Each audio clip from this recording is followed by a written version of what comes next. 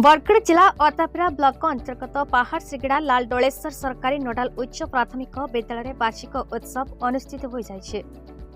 उक्त उत्सव में विद्यालय प्रधान शिक्षक श्रीजुक्त सुशील कुमार सेठ सभापतित्व करथिबा बेले सम्मानित अतिथि भाव सीआरसीसी श्रीजुक्त जयदेव नायक योगदान करथिबा बेले अन्यतम सम्मानित अतिथि भाव विद्यालय परिचालना कमिटी सभापति श्रीमती तपस्विनी मेहर, अन्य सम्मानित अतिथि भाव स्थानीय सरपंच श्रीमती गीतांजलि प्रधान, हीराकुद वनखंड अधिकारी श्रीजुक्त राजेश महाकोड़, मुख्य वक्ता भाव अवसरप्राप्त शिक्षक श्रीजुक्त दयानिधि साहू योगदान करथिले।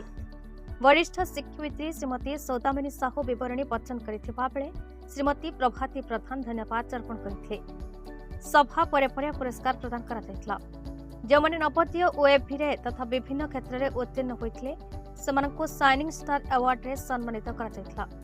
मध्याह्न भोजन रे श्रीमान विभूति भूषण महापात्र अतिथि भोजन प्रदान करथिले, तेणु तांको विद्यालय तरफरु सम्मानित करा जायतला।